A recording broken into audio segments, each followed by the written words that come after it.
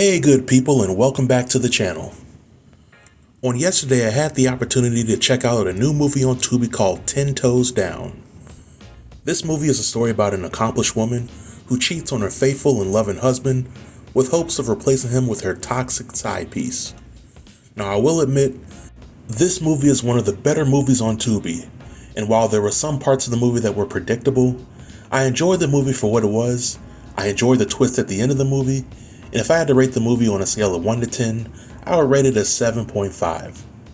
So as I watched this movie, I couldn't help but think of the character Kyra as another version of Keisha from the Tubi movie Sloppy Seconds. And I put Kyra on the same level as Keisha because nearly all of the hardships that they both experienced throughout their story was nearly 100% their own fault, and somebody has to speak on it. So for the remainder of this video, I want to point out the top 10 mistakes that Kyra made in the movie 10 Toes Down. Mistake number 10. Kyra allowing some random dude to cross all sorts of boundaries. Very early in the movie, Kyra meets James at a coffee shop and she's checking out books. James is preying on Kyra like a cheetah on a rabbit, and he does some quick research to gain some insight on the book that Kyra is interested in. They exchange pleasantries, but in their second meetup, Kyra and James trauma bond over their mommy issues, as well as their issues with their marriages to other people. In the third meetup, Kyra feels comfortable enough to allow James to caress her thigh, put his number in her phone, and to be a shoulder for one another to cry on when things get tough in their respective marriages. Now in my opinion, Kyra could have shut any of this down quicker than a McDonald's ice cream machine could go out of service. But she led James on and welcomed the shenanigans that he would eventually bring in her life, which further proved that Kyra was for the streets. Mistake number 9. Kyra fails to exhaust all opportunities to save her marriage. Now early on in the movie, we see that Kyra's husband Sean is actually a good guy. He cooks, cleans, he is thoughtful when it comes to Kyra, and he is very faithful. The one issue that Kyra has with Sean is that she views him as a mama's boy, and she also believes that Sean's mother doesn't like her. But nowhere in the movie does Kyra try to go to counseling or try to have a sit down with Sean and his mother to express her issues in their relationship. Kyra allows the issues to build up, then she turns to James to give her that good old pickle tickle in order to make her feel whole again. Mistake number 8. Kyra ignores the advice of her bestie. In this movie, we see Kyra and her bestie discussing the topic of infidelity. Kyra's bestie had issues in her own marriage, and she and her husband cheated on one another, which resulted in short-term gratification. But of course, there were more significant issues down the line. Kyra's bestie tells Kyra about her cautionary tale and how she had to eventually go to counseling with her husband and rely on God to save her marriage. Now, one would think that Kyra would attempt to follow the advice of her bestie, but Kyra ignores the advice, and she only has herself to blame because of that. Mistake number 7. Kyra being seen out in public with her side dude James. By the time that Kyra and James finally decide to do the hunka chunka, they don't really go through extreme efforts to hide their treacherous ways. Kyra and James go over to each other's houses, and they're also seen hugged up in public. Now this may make some shred of sense if Kyra and James were in an open relationship, but the goal of cheating is to typically not get caught. But because this is a movie, Kyra and James were lucky that they did not get caught by their spouses sooner than later. So I don't condone cheating in any way, but if you're going to do it, at least try to be smart about it. Mistake number 6. Kyra falling for the wait-and-see approach by James. Towards the middle part of the movie, Kyra and James have been having this affair for several months, and Kyra is noticing that James won't take any additional steps to leave his wife, despite telling Kyra how much he loves her and wants to be with her. Now in all fairness, Kyra really didn't take any steps to leave Sean, so I don't blame James for not expediting his divorce, because it seemed like Kyra was dragging her feet as well. But if Kyra truly wanted to be with James, she should have stuck to her ultimatum and required that James leave his wife, or else the affair would end. Kyra didn't do this, and opted to be his side chick for an indefinite amount of time, to which she has nobody to blame but herself. Mistake number 5. Kyra not taking the advice of the woman at the coffee shop. Sometime past the halfway point of the movie, the woman at the coffee shop pulls her aside and tries to warn her about James. In my opinion, she was very respectful about her concerns and she'd offer her advice from a place of love. Kyra then responded by being disrespectful towards this woman and by choosing not to believe any part of the advice. This decision will come back to haunt Kyra. Mistake number 4.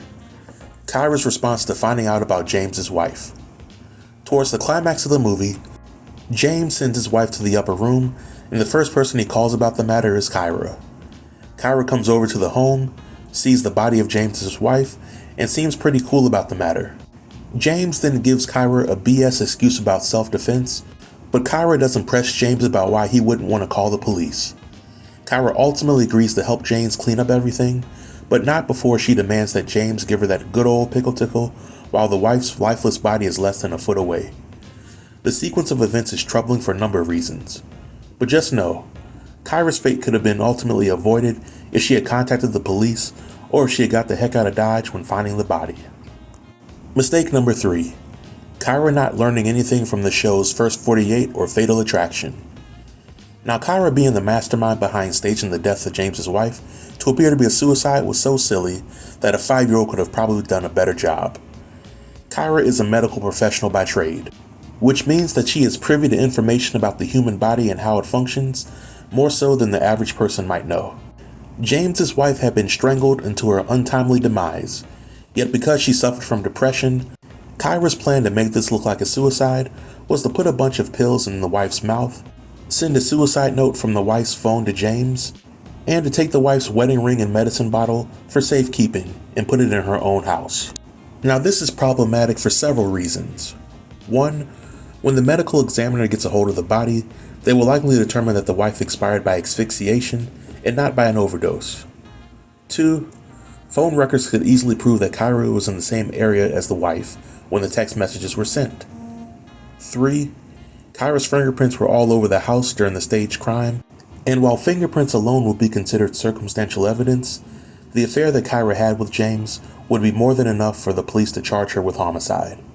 And lastly, taking the evidence and hiding it in her home was completely foolish, plain and simple. Let's just say for the sake of argument that somebody knew that she had taken the evidence and hid it in her home. If they wanted to set her up, all they had to do was tip the police off and tell them where the evidence was. Hint, hint. Mistake number 2. Kyra put her faith in James and his lawyer. It was interesting that Kyra never questioned how the police knew to search her home for the evidence, because only a handful of people knew about this. But Kyra was cool with James lending her his lawyer. Throughout the trial, the lawyer said absolutely nothing in Kyra's defense. This lawyer did much worse than your average public defender, and that's pretty bad. I was shocked to see that at no point in the trial, Kyra thought about firing her lawyer and having another lawyer assigned to her. I'm sure that with Kyra's high-paying job, she put enough money aside to afford a decent lawyer, or she could have had a public defender.